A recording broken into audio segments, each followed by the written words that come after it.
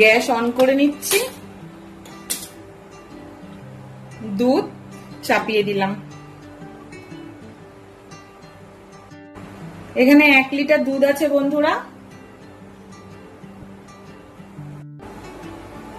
Hello বন্ধুরা, কেমন আছো সবাই? আশা করি সবাই ভালো আছো। তো আজ তোমাদেরকে বন্ধুরা গোবিন্দভোগ চালের পায়েস করে দেখাবো। সাথে থাকো বন্ধুরা, দেখতে থাকো আমি গোবিন্দভোগ চালের পায়েসটা কিভাবে বানাই। দুধ দেখো খুব ভালো করে ফুটে উঠেছে।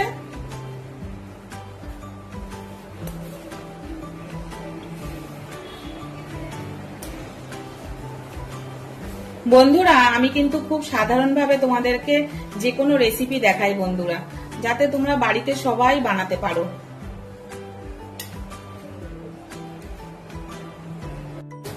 দুটো তেজপাতা দিয়ে দিচ্ছি।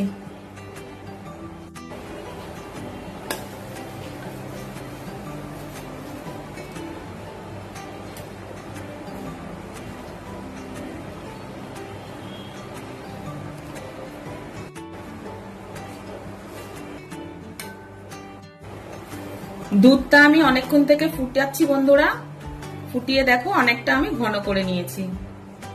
এবারে আমি এর মধ্যে গোবিন্দভোগ চালটা দিয়ে দেব।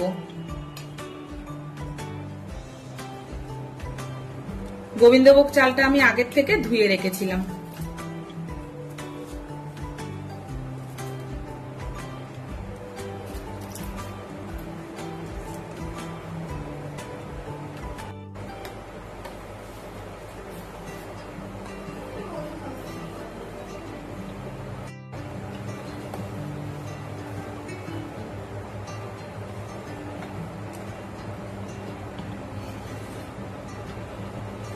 দুধ যত ঘন করে ফুটবে বন্ধুরা, তত ভালো পায়েস তৈরি হবে।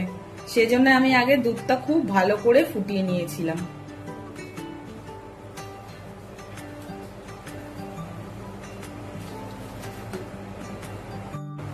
সামান্য একটু নুন দিচ্ছি। নুনটা আমি স্বাদের জন্য দিলাম বন্ধুরা, তোমরা দিতেও পারো নাও দিতে পারো, তবে নুনটা দিলে পায়েসের টেস্ট দ্বিগুণ হয়ে যায়।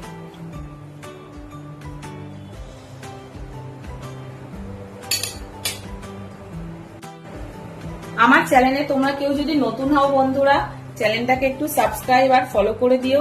বেল বাটনটা অবশ্যই প্রেস করে দিও বন্ধুরা, যাতে যে কোনো ভিডিও নোটিফিকেশনটা তোমাদের কাছে আগে পৌঁছে যায়।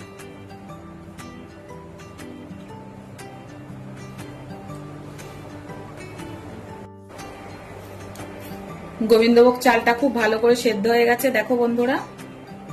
এবার আমি এর মধ্যে কাজু কিশমিশ দিয়ে দেব।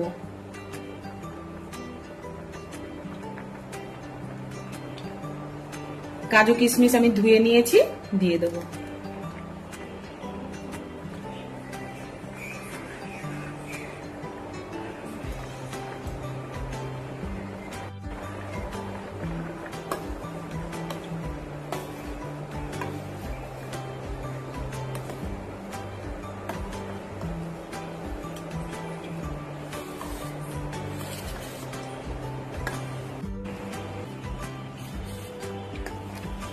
পায়েসটা দেখো এরকম ঘন হয়ে এসছে।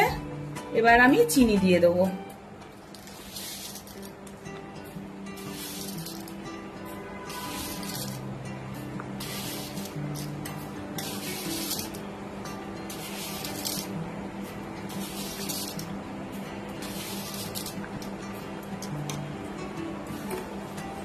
আট চামচ মতো চিনি দিলাম।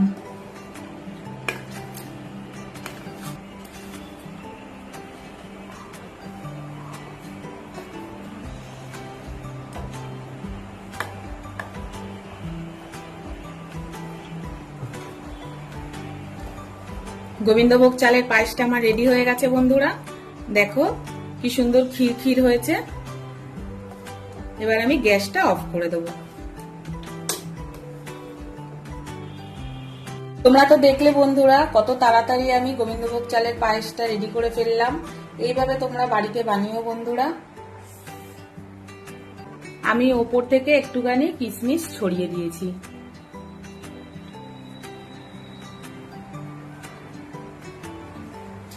নতুন কোনো ভিডিওতে আবার তোমাদের সাথে দেখা হচ্ছে বন্ধুরা। ততক্ষণ সবাই ভালো থেকো। টাটা বন্ধুরা।